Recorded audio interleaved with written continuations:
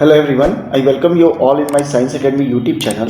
और जैसा कि हम लोगों ने क्लास 11th का NCERT बायोलॉजी का सेशन शुरू किया था, जिसमें मैंने ऑलरेडी इसके ऊपर कुछ वीडियोस बना दिया। और हम लोगों ने जो चैप्टर स्टार्ट किया था उस चैप्टर का नाम था प्लांट ग्रोथ एंड डेवलपमेंट। हम लोग ये सेकंड नंबर सेशन है जहाँ पर हम लोग प्लांट ग्रोथ एंड डेवलपमेंट का सेकंड पार्ट करने वाले हैं। फर्स्ट पार्ट का लिंक यहाँ पर आई सिंबल ऑफ दिस वीडियो में आ रहा होगा, जहाँ पर मैंने प्लांट ग्रोथ को कम्प्लीटली डिस्कस किया हुआ है। आज के सेशन में सिर्फ हम लोग बात करेंगे डेवलपमेंट के बारे में और इस चैप्टर को कंप्लीट करेंगे। तो इसका लिंक यहाँ पर फर्स्ट वीडियो का आ रहा होगा आई सिंबल ऑफ दिस वीडियो में, या इसका लिंक मैं डिस्क्रिप्शन बॉक्स में दे दूँगा। इसके अलावा मैंने ऑलरेडी फोटोसिंथेसिस, रेस्पिरेशन चैप्टर और बायोमॉलिक्यूल्स के ऊपर भी वीडियोस बना दिया, जिसका लिंक यहाँ पर डिस्क्रिप्शन बॉक्स में आ रहा होगा। तो सेकेंड आज का सेशन में हम लोग बात करेंगे डेवलपमेंट के बारे में। तो देखिए, डेवलपमेंट का मतलब क्या होता है। हम लोगों ने लास्ट सेशन में ग्रोथ एंड डिफरेंशिएशन के बारे में बात किया था। तो डेवलपमेंट का मतलब होता है if growth and then differentiation combine together, differentiation combine together, then it forms development. तो डेवलपमेंट ऑफ एनी ऑर्गेनिज्म या एनी प्लांट वो दो फैक्टर पे डिपेंड करता है। एक यहाँ पे डिपेंड करता है प्लांट के ग्रोथ पर, जिसमें नंबर ऑफ सेल्स इंक्रीज करेंगे, और दूसरा फैक्टर जो डिपेंड करेगा वो डिफरेंशिएशन पे, जब वो मेरिस्टेमेटिक सेल से कोई फंक्शन कैरी करेंगे। तो इन दोनों को जब कंबाइन कर देंगे तब डेवलपमेंट उसे कहते हैं। तो डेवलपमेंट कोई भी ऑर्गेनिज्म का उसमें डिफरेंट फेजेस होता है, जिसको हम लोग बोलते हैं डेवलपमेंटल फेजेस। अब डेवलपमेंटल फेजेस में सबसे पहला जो फेज़ आएगा वो सीड के बाद में सीड जर्मिनेशन आएगा। यहाँ पर सीड जर्मिनेट करेगा। उसके बाद यहाँ पर आएगा जुवेनाइल फेज़, और जुवेनाइल फेज़ के बाद में आएगा मैचुरेशन फेज़, और मैचुरेशन फेज़ के बाद में आएगा रिप्रोडक्टिव फेज़, और रिप्रोडक्टिव फेज़ के बाद में आएगा फ्लावरिंग, और फ्लावरिंग के बाद में आए सीड फॉर्मेशन, और सीड फॉर्मेशन के बाद में यहाँ पर सेनेसेंस। तो सेनेसेंस का मतलब क्या होता है? एजिंग। यहाँ पर इसका मतलब होता है एजिंग। तो सेनेसेंस ये स्टेप, सीड जर्मिनेशन, सीड से सीड जर्मिनेशन, उसके juvenile phase, maturation phase, reproductive phase, flowering phase, seed formation and then further senescence. ये 7 स्टेप होते हैं प्लांट डेवलपमेंट के। अब आ रहे हैं नेक्स्ट इम्पॉर्टेंट थिंग कि ये जो डेवलपमेंट का मैंने फेजेस बताया, ये हर एक बार इसी तरीके से हो ऐसा ज़रूरी नहीं है। Sometime there are changes observed in development of an organism में कुछ जो चेंजेस है, फिक्स पैटर्न से कुछ चेंजेस होता है ताकि वो ऑर्गेनिज्म न्यू इन्वायरमेंट को बेटर एडप्ट कर सके। न्यू इन्वायरमेंट में एडप्टेशन अच्छे से कर सके, सर्वाइवल अच्छे से हो। तो एडप्टेशन टू न्यू इन्वायरमेंट, इसके लिए कुछ चेंजेस होता है, इसीलिए इसको बोलते हैं प्लास्टिसिटी। तो एक टर्म यहाँ पर समझना है प्लास्टिसिटी को। प्लास्टिसिटी का मतलब होता है to have the changes in the organism during the development of that particular organism so that it can adapt to new environment. अब इसके एग्जाम्पल क्या हैं? इसके एग्जाम्पल जो है, सबसे बेस्ट एग्जाम्पल वो है हेट्रोफिली। हेट्रोफिली। अब हेट्रोफिली क्या होता है? हेट्रोफिली का मतलब होता है formation of 2 different type of leaves during life cycle या डेवलपमेंट फेज ऑफ प्लांट के जो जितने भी डेवलपमेंट फेज हैं, जनरली इस प्लांट में एक ही टाइप का लीफ होता है, लेकिन अगर कभी उसके लाइफ स्पेन में 2 टाइप के लीफ का फॉर्मेशन हो जाए तो उसको बोलेंगे हेट्रोफिली। हेट्रो का मतलब 2 और फिली का मतलब लीफ फॉर्मेशन। अब ये हेट्रोफिली का एग्जाम्पल जो उसको 2 कैटेगरी में रखा हुआ है। कैटेगरी नंबर 1, जहाँ पर हम लोग एग्जाम्पल लिखते हैं कॉटन, कोरिएंडर या लर्क, ये 3 एग्जाम्पल होता है टाइप 1 का। और दूसरा यहाँ पर टाइप 2 होता है जिसका एग्जाम्पल यहाँ पर हम लोग लिख सकते हैं बटरकप। तो 2 एग्जाम्पल हैं। अब दोनों में क्या डिफरेंस है इसको समझेंगे। देखिए, कॉटन और कोरिएंडर में क्या होता है कि जो लीफ का फॉर्मेशन होता है वो जुवेनाइल फेज में एक सिंगल लीफ होता है, और जब ये मैच्योरेशन स्टेज में आ जाते हैं तो इनमें ब्रांचिंग होकर 3 लीफ का फॉर्मेशन होता है। किस केस में? कोरिएंडर में या कॉटन में। तो ये है जुवेनाइल फेज JP और ये है मैच्योरेशन फेज MP। तो यहाँ पर सिंगल लीफ और यहाँ पर 3 लीफ, तो इसका मतलब है डिफरेंट टाइप के लीव्स का फॉर्मेशन हो गया। तो इसको हम लोग बोलते हैं हेटेरोफिली। ये इंटरनल प्रॉपर्टी है, प्लांट की इंटरनल प्रॉपर्टी। अब आ रहे हैं बटरकप के केस में। यहाँ पर जो प्लांट का डेवलपमेंट होता है, ये डेवलपमेंट 2 अलग अलग इक्वेट इन्वायरमेंट की वजह से होता है। यहाँ पर ये इंटरनल है प्रॉपर्टी है, लेकिन इस जगह पर यहाँ पे इंटरनल है, बट यहाँ पर ये एक्सटर्नल प्रॉपर्टी होगा। एक्सटर्नल प्रॉपर्टी का मतलब कि जब इन्वायरमेंट में कुछ ऐसे चेंजेस हो गए जिसकी वजह से अकॉर्डिंग टू इन्वायरमेंट इनके अंदर कुछ चेंजेस हुआ। जैसे बटरकप 2 जगह रह सकता है। ये एक्वेटिक में भी रह सकता है जहाँ वाटर हो, या फिर ये टेरेस्ट्रियल में भी रह सकता है। जब टेरेस्ट्रियल में रहते हैं तो इसके लीफ नॉर्मल शेप के होंगे। लीफ में लीफ ब्लेड होगा, लीफ ब्लेड या लैमिना जिसको बोल सकते हैं। और एक्वेटिक में क्या होता है कि ये जो लीफ लैमिना है वो पॉइंट में कन्वर्ट कर जाएगा, पॉइंट में या फिर ब्लेड में।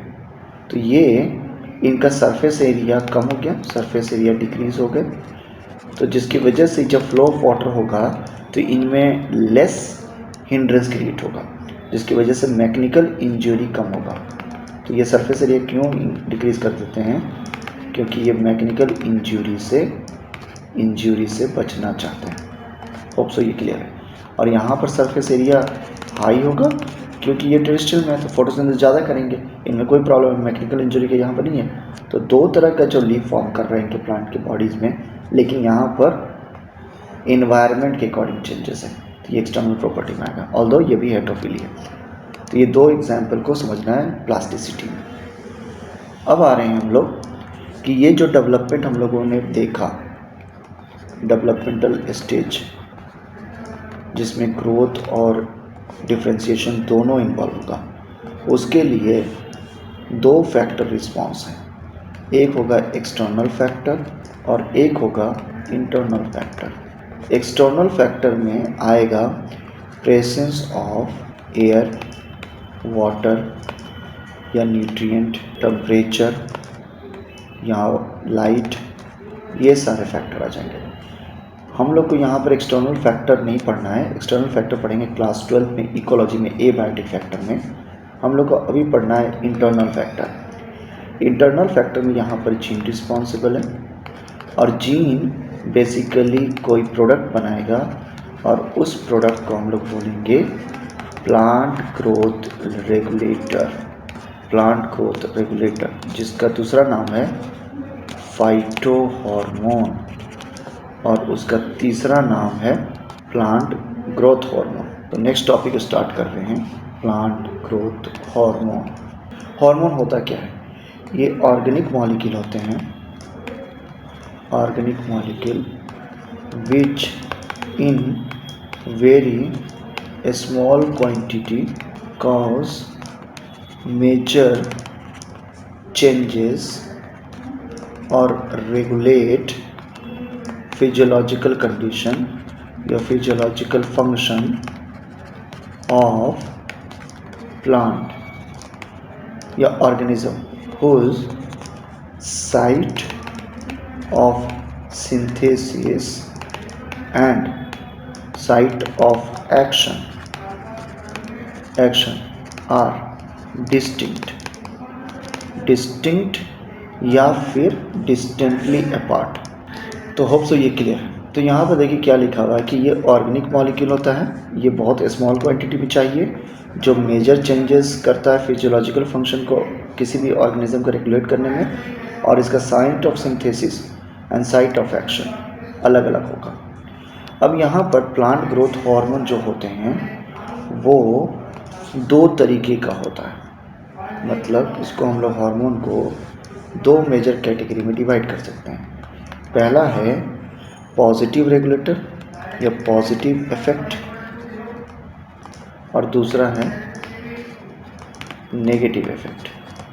तो या तो पॉजिटिव इफेक्ट शो करे या तो नेगेटिव इफेक्ट शो करे। अगर पॉजिटिव इफेक्ट शो करे तो इसके अंदर 3 पढ़ना है। पॉजिटिव मतलब प्लांट की ग्रोथ को पॉजिटिव तरीके से, प्लांट का ग्रोथ कराए, एब्सेशन लेयर को कम कर दे, सेनेसेंस को नहीं होने दे, फ्लावर का फॉर्मेशन हो, फ्रूट का फॉर्मेशन, ये पॉजिटिव इफेक्ट है। तो ये कराता है 3 यहाँ पर, ऑक्सीन, जिब्रेलिक एसिड और साइटोकाइनिन, ये 3। और नेगेटिव इम्पैक्ट में प्लांट का जो नेगेटिव रोल है या नेगेटिव इफेक्ट शो करेगा, यानी एब्सेशन लेयर को फॉर्मेशन कराएगा, सेनेसेंस को प्रमोट करेगा, या फिर सीड डॉर्मेंसी को इन्हेंस करेगा, स्टोमाटा को क्लोज करेगा, तो उसको बोलते हैं नेगेटिव। उसमें आएगा इथाइलिन और दूसरा आएगा एब्सिसिक एसिड। तो यही 5 हार्मोन को पढ़ना है। ऑल द प्लांट में हार्मोन बहुत सारे होते हैं, लेकिन ये 5 मेजर को आपको समझना है इस लेवल पर। तो सबसे पहला हम लोग शुरू कर रहे हैं। ऑल द आगे जाने से पहले एक चीज़ समझ लें कि इथाइलिन जो होता है वो गैसेस रहता है, बाकी सारे जो होंगे वो लिक्विड या सॉलिड स्टेट में होगा, ये गैसेस फॉर्म में रहेंगे। और दूसरी चीज़ कि इथाइलिन के पास में पॉजिटिव और नेगेटिव इफेक्ट दोनों होते हैं। ऑल्दो इसको नेगेटिव इफेक्ट में इसलिए लिख रहे हैं कि इसका नेगेटिव फंक्शन या नेगेटिव इफेक्ट ज़्यादा है compare to positive.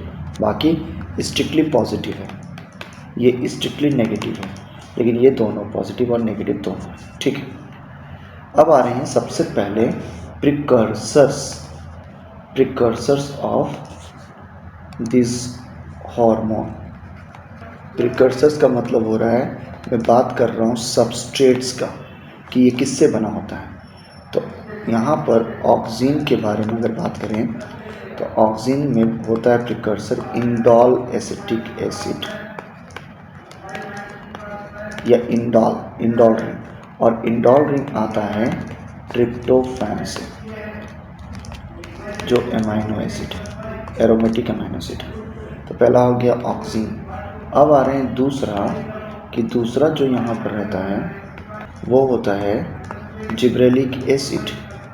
Gibberellic acid जो है इसका प्रिकर्सर होता है एसिटाइल को एंजाइम ए या टर्पीन, क्योंकि टर्पीन भी एसिटाइल को एंजाइम ए से बनते हैं, या फिर कैरोटेनॉइड्स, ये सब बनते हैं एसिटाइल को एंजाइम से।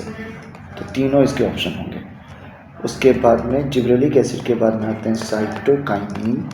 साइटोकाइनिन का जो प्रिकर्सर होता है वो होता है एडेनिन, और एडेनिन प्रेजेंट होता है डीएनए में या फिर टीआरएनए में, ट्रांसफर आरएनए। चौथा, साइटोकाइनिन के बाद में आ रहे हैं इथाइलिन, और इथाइलिन प्रेजेंट होता है या बनता है मेथियोनिन से। मेथियोनिन एक सल्फर कंटेनिंग एमाइनो एसिड है, तो इसका प्रिकर्सर ये है। Last but not the least one, जो यहाँ पर एब्सिसिक एसिड होता है ABA, ये बनता है वायलाजेंथिन से, जो कहीं ना कहीं फिर भी ये एसिटाइल को एंजाइम ए से ही आएगा, वायलाजेंथिन भी। तो ये प्रिकर्सर का नाम आपको याद रखना है, यहाँ से डायरेक्ट क्वेश्चन आता है। अब सबसे पहला हम लोग आ रहे हैं ऑक्सीन के बारे में। ऑक्सीन को हम लोग, द वर्ड लैटिन वर्ड से है, मीन्स इसका ये वर्ड डराइव हुआ है ऑक्साइन से, और ऑक्साइन का मतलब होता है टू ग्रो। ऑक्साइन जो फर्स्ट टाइम ऑब्जर्व किया गया था, ऑब्जर्व बाय, ये ऑब्जर्व किया था किन्होंने, Charles Darwin and his son. इस सन का नाम क्या था, फ्रांसिस डार्विन। किस में किया था, ऑन कैनरी ग्रास। तो यहाँ पर इनका एक्सपेरिमेंट क्या था, थोड़ा सा इसको समझें। फर्स्ट टाइम इनको क्या ऑब्जर्व किया कि कैनरी ग्रास जो होते हैं इसके कोलियोप्टाइल रहते हैं। कोलियोप्टाइल क्योंकि मोनोकॉट है तो इसको क्या बोलते हैं हम लोग, कोलियोप्टाइल। तो कोलियोप्टाइल ऑफ कैनरी ग्रास। तो जब यहाँ पर देखा कि जब सनलाइट को रखते हैं तो सनलाइट जैसे ही इसके ऊपर फॉल करता है तो इनका बेंडिंग हो जाता है। ये क्या हो जाते हैं, बेंड हो जाते हैं। किस डायरेक्शन में, जिस डायरेक्शन में ये सनलाइट है, इस तरीके से बेंडिंग हो जाता था। तो अब जैसे रात का टाइम शाम हो गया तो ईस्ट से अगर सनराइजेस हुआ तो अब वो क्या हुआ, वेस्ट में जाकर सनसेट होगा। तो जब इस तरफ हुआ तब इनका बेंडिंग अब इस तरफ हो गया, अब इस तरफ हो गया। तो इन्होंने ऑब्जर्व क्या किया, फर्स्ट ऑब्जर्वेशन, कि in presence of sunlight tip of canary grass get folded in direction of sunlight. Sunlight का जिस तरफ डायरेक्शन पड़ रहा है उस तरफ उनका फोल्डिंग हो जा रहा है। सेकेंड, इन्होंने क्या किया एक्सपेरिमेंट कि इन्होंने डीकैपिटेशन कर दिया। डीकैपिटेशन का मतलब क्या है कि इस जगह से इसको कट कर दिया, इस जगह से कट कर दिया, तो इसको बोलते हैं डीकैपिटेशन। तो जब डीकैपिटेशन कर देंगे तो अब देखा decapitation leads to no folding of canary grass even in sunlight. तो सनलाइट के प्रेजेंस में भी ये डीकैपिटेशन करने के बाद में फोल्डिंग नहीं हुआ। ठीक है, अब आ रहे हैं थर्ड वन। थर्ड एक्सपेरिमेंट में इन्होंने क्या किया कि इसको कवर कर दिया, इसको एक ये पूरा का पूरा जो ये कोलियोप्टाइल इसको कवर कर दिया ओपेक से, ओपेक फॉइल से। तो यहाँ पर tip of coleoptile of canary grass was covered by opaque foil। तो ये क्या हुआ, अनफोल्डिंग कराया।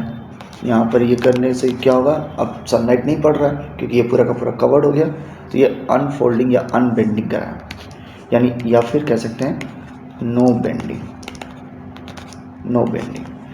अब आ रहे हैं फोर्थ एंड लास्ट। उन्होंने क्या किया, tip of coleoptile of canary grass was covered by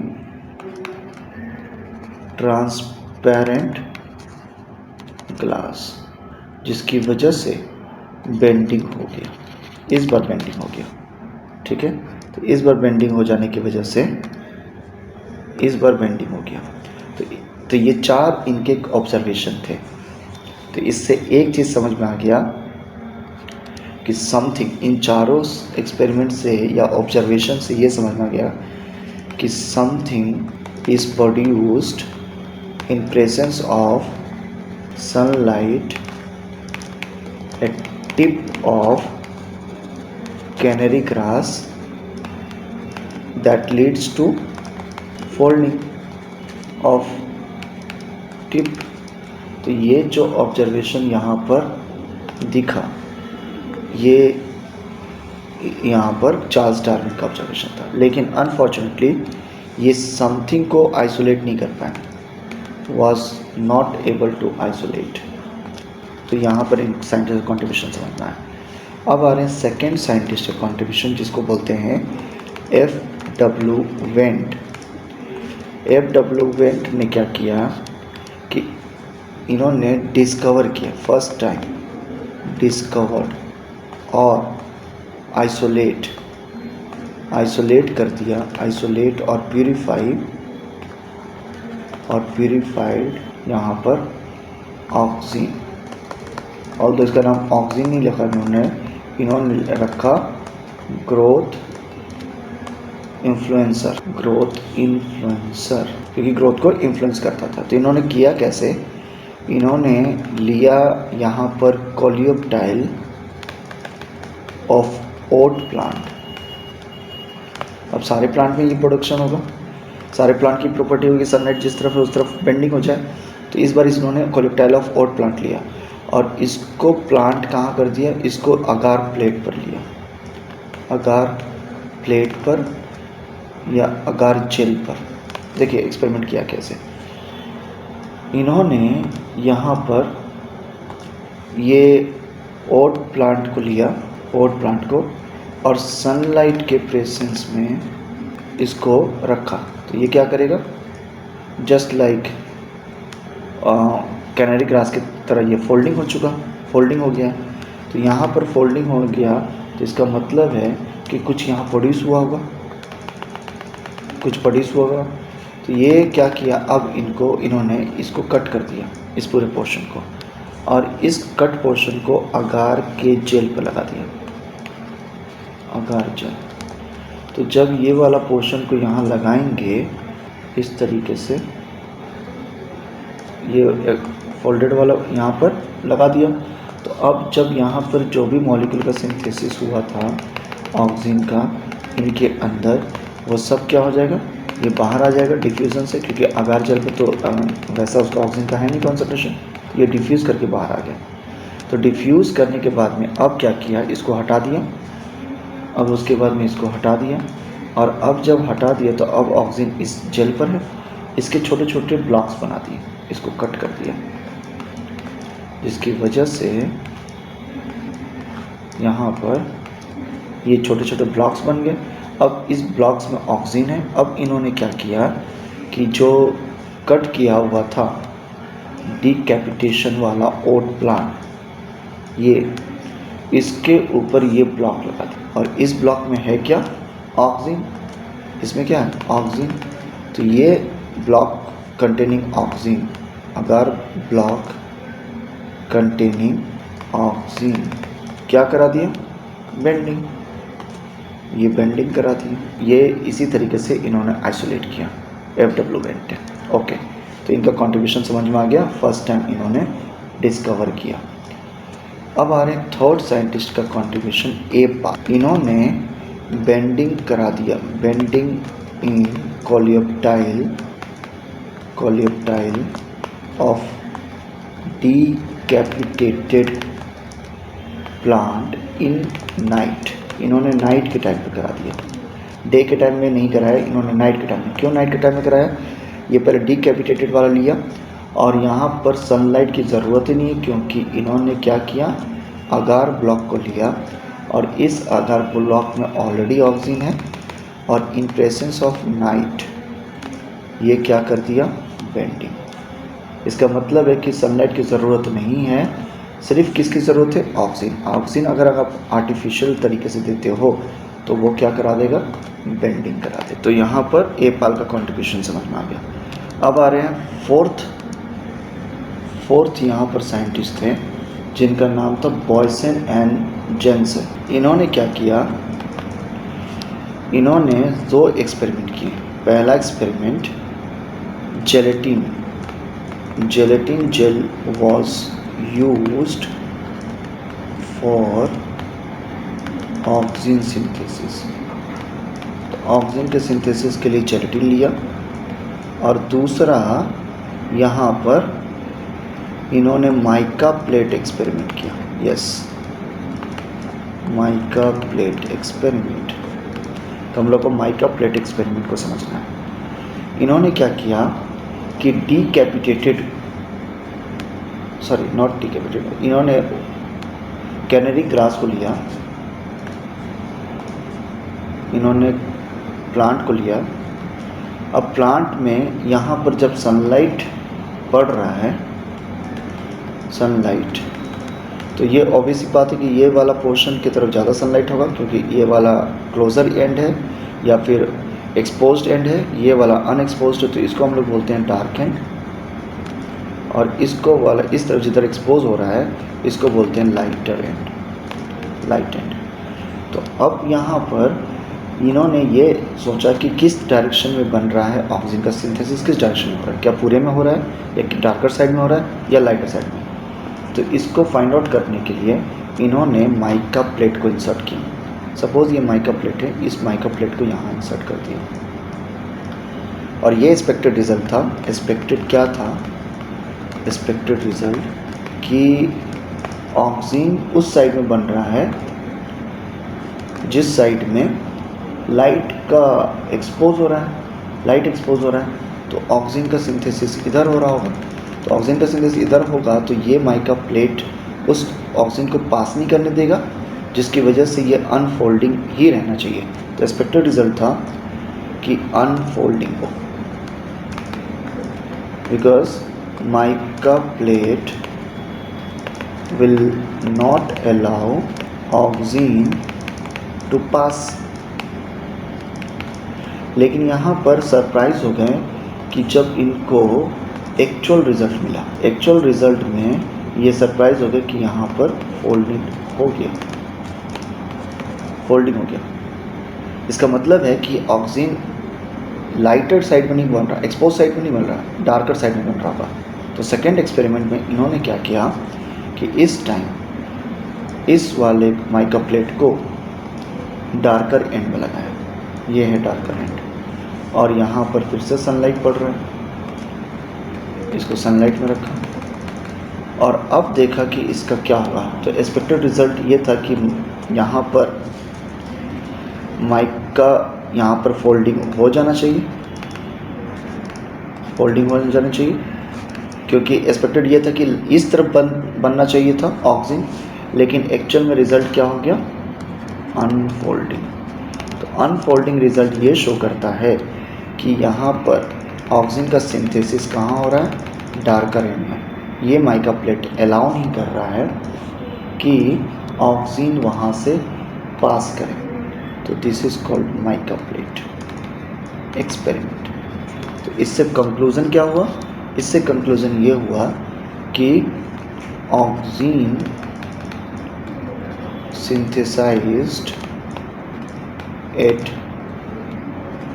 darker side of coleoptile of plant. इतने सारे 4 साइंटिस्ट का कॉन्ट्रीब्यूशन यहाँ समझना था। अब आ रहे हैं कि ऑक्सीजन 2 तरीके का हो सकता है, एक हो सकता है नेचुरल और एक हो सकता है आर्टिफिशियल। तो नेचुरल के एग्जाम्पल पूछता है, तो इसके एग्जाम्पल बहुत इम्पॉर्टेंट है। एक होगा IAA इंडोल एसिटिक एसिड और दूसरा है इंडोल ब्यूटारिक एसिड। और आर्टिफिशियल के एग्जाम ये होगा NaA, उसके बाद 2,4-D 2,4,5-T। तो naphthalic acetic acid, two four dichlorophenoxy acetic acid, two four five trichlorophenoxy acetic acid. तो ये सब ऑक्सीजन के डेरिवेटिव हैं और ये कुछ एग्जाम्पल याद करना है। अब आ रहे हैं कि ऑक्सीजन यूरिन से भी, ह्यूमन यूरिन या मैमल के यूरिन से भी आइसोलेट किया जा सकता है, क्योंकि हम लोग के बॉडी में हम लोग प्लांट को कंज्यूम करते हैं एज ए वेजिटेबल या फ्रूट, तो उसमें ऑक्सीजन रहता है। वो जब ऑक्सीजन हमारे बॉडी में जाता है तो हम लोग कैटेलाइज नहीं कर सकते, क्योंकि हमारे अंदर बॉडी में ऑक्सीजन के सिंथेसिस के एंजाइम या उसको डिग्रेडेशन करने की कोई एंजाइम नहीं है, तो वो यूरिन से पास आउट हो जाता है। उसको भी लेकर यूज़ करके लोग प्यूरिफाई कर देंगे ऑक्सीजन को। अब आ रहे हैं यहाँ पर फंक्शन ऑफ ऑक्सीजन में सबसे पहला फंक्शन समझना है, ये एंटी एब्सेशन रोल है, एब्सेशन लेयर, या फिर prevent the formation of abscission layer. इसका क्या मतलब होता है? एब्सेशन लेयर का मतलब सबसे पहले तो समझे। एब्सेशन लेयर का मतलब होता है, जैसे ये प्लांट है और ब्रांच है, यहाँ पर लीफ अटैच है इस पेटियोल से, तो यहाँ पर अनडिजॉल्व या फिर बोल सकते हो एक बैरियर का फॉर्मेशन होता है। इस बैरियर का फॉर्मेशन को बोलते हैं एब्सेशन लेयर। तो एब्सेशन लेयर जितना ज़्यादा होगा ये हिंडर करेगा, will block the movement of nutrient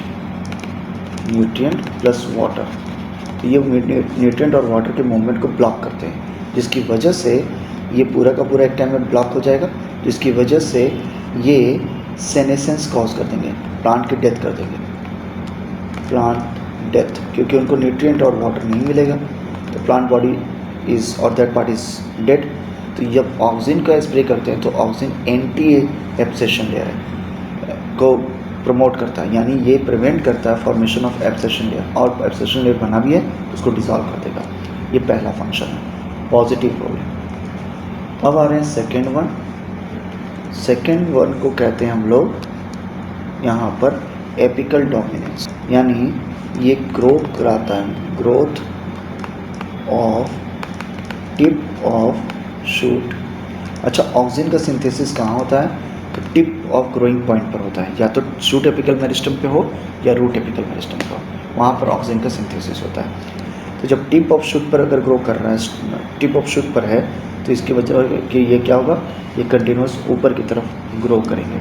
जैसे ये प्लांट है तो यहाँ पर ये ऑक्सिन का सिंथेसिस कहाँ होगा, यहाँ पर ऑक्सिन का सिंथेसिस होगा, जिसकी वजह से ये कंटिन्यूस ऊपर की तरफ ग्रो करेंगे। होप सो समझ में आ रहा है, ये ऊपर की तरफ ग्रो करते चले जाएंगे, तो इसको बोलते हैं एपिकल डोमिनेंस। आप नहीं चाहते हो कि एपिकल डोमिनेंस हो, तो इस पोर्शन को हटा दीजिए, इस पोर्शन को रिमूव कर दीजिए, रिमूव टिप। तो रिमूव टिप करने से क्या हो जाएगा कि जिसको बोलते हैं डीकैपिटेशन, इसी को मैंने बताया था डीकैपिटेशन। तो डीकैपिटेशन से क्या होता है कि यहाँ पर removal of tip of growing point, तो इसकी वजह से अब डीकैपिटेशन, तो अब प्लांट का ग्रोथ ऊपर की तरफ नहीं होगा, हॉरिजेंटल ग्रोथ। इसका मतलब है ये लैटरल या साइड में ग्रो करेंगे।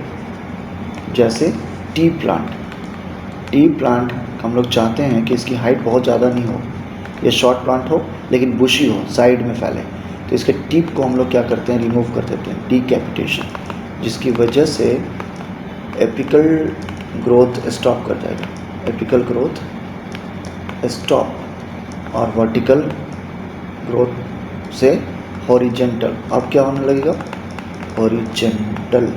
अब आ रहे हैं तीसरा को हम लोग यहाँ पे बोलेंगे थर्ड टाइप को, differentiation of xylem and cell division. तो ये प्रमोट करता है, promote cell growth and differentiation, यानी डेवलपमेंट को। ठीक है, अब आ रहे हैं ये तीन इसके फंक्शन है। अब एप्लीकेशन पे आ रहे हैं। एप्लीकेशन पर सबसे पहला इसका है रूट फॉर्मेशन। तो root formation in woody plant, तो ये बहुत अच्छा है वेजिटेटिव प्रोपोगेशन, जहाँ पर स्टेम या ट्यूबर में रूट का फॉर्मेशन कराया जाता है, जिसका एप्लीकेशन बहुत ज़्यादा है हॉर्टिकल्चर में। तो यहाँ पर एग्जाम्पल हम लोग लिख सकते हैं, रोज़ वगैरह, उसके रूट को, उसमें रूट का फॉर्मेशन हो जाता है स्टेम, जो वेजिटेटिव प्रोपोगेशन या ग्राफ्टिंग के लिए यूज़ करते हैं।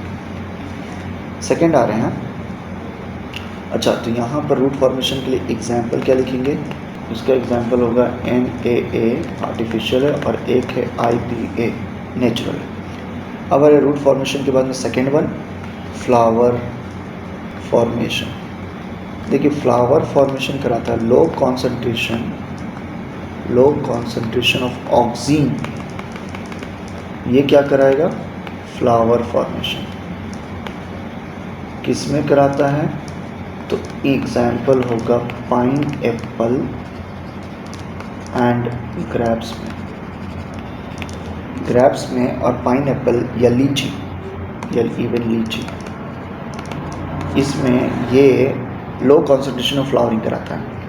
लेकिन अगर आपने high concentration of oxygen use किया तो ये फ्लावर को इनिबिट कर देगा। कॉन्सेंट्रेशन बहुत इंपॉर्टेंट रोल प्ले करता है। हाई कॉन्सेंट्रेशन ऑफ फ्लावर का इनिबिशन कर रहा है, लो कॉन्सेंट्रेशन ऑफ प्रमोट कर रहा है। एग्जाम्पल लेट्यूस के लीफ चाहिए, leaf is used as salad. इसका इकोनॉमिकल इम्पोर्टेंस इसका लीफ है, ना कि फ्लावर या फ्रूट। तो अगर लेट्यूस को वेजिटेटिव स्टेज में रखा जाए तो इसके रिप्रोडक्टिव स्टेज को इनिबिट करना होगा। रिप्रोडक्टिव स्टेज नहीं चाहिए, वेजिटेटिव स्टेज चाहिए। तो वेजिटेटिव स्टेज को रखने के लिए हम लोग क्या करेंगे, ऑक्सीजन ज़्यादा कॉन्सेंट्रेशन यूज़ करेंगे, ताकि यहाँ पर फ्लावरिंग कभी बने नहीं, और फ्लावरिंग नहीं हो तो रिप्रोडक्टिव स्टेज नहीं आएगा, वो वेजिटेटिव स्टेज में रहेंगे, लीफ का फॉर्मेशन ज़्यादा होगा, जो कि इकोनॉमिकल पॉइंट ऑफ व्यू से इम्पॉर्टेंट है। तो ये इसका सेकेंड एप्लीकेशन था। तीसरा यहाँ पर है पार्थेनोकार्पी।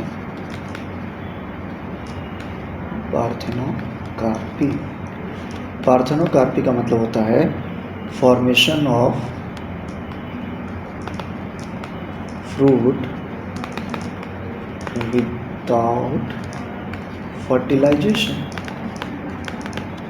जिसको हम लोग बोलते हैं सीडलेस फ्रूट। इससे क्या होता है, क्या है, सीडलेस फ्रूट। तो अगर ऑक्सीजन का स्प्रे कर देंगे तो वो पार्थेनोकार्पी को प्रमोट करता है। तो इसका एग्जाम्पल क्या होगा, इसका एग्जाम्पल होता है यहाँ पर ग्रेप्स या फिर बनाना, ठीक है। तो ये यहाँ पर या टोमेटो या फिर टोमेटो, यहाँ पर एग्जाम्पल क्या आएगा, IAA और IPA, बोथ नेचुरल। ऊपर की तरफ एक नेचुरल एक ये था। फ्लावरिंग में दोनों इसके एग्जाम्पल क्या यूज़ करते हैं, बोथ अननेचुरल, ठीक है, दैट इज NAA24D यहाँ पर यूज़ करेंगे, ठीक है। Last but not the list one, fourth one, weedicide. Weedicides, high concentration of oxygen cause elimination of unwanted plant। Unwanted plant को अगर आप रिमूव करना चाहते हैं तो आपको क्या यूज़ करना पड़ेगा, ऑक्सीजन। इसी को बोलते हैं wheat. Wheat is nothing but unwanted plant. जैसे अगर आप वीट का कल्टीवेशन करें तो नियर बाई में ग्रासेस भी हो जाए तो उसको बोलेंगे ग्रासेस को वीट। तो उसको एलिमिनेट करने के लिए ऑक्सीजन यूज़ करेंगे। ऑक्सीजन का वो कंसंट्रेशन जिसकी वजह से वीट का क्या हो जाए, कंप्लीट एलिमिनेशन। तो यहाँ पे ब्रॉड लीफ हट जाते हैं। तो एग्जाम्पल इसका जो यहाँ पे यूज़ करते हैं artificial 2,4-D dichlorophenoxy acetic acid oxygen को यूज़ करते हैं। तो ये चार इसके एप्लीकेशन। लास्ट करके आज का क्लास ख़त्म करेंगे जिसमें हम लोग बात करेंगे बायो एसे ऑफ ऑक्सीजन। तो यहाँ पर बायो एसे क्या मतलब होता है, बायो एसे का मतलब है to know the effect of any molecule on the living organism.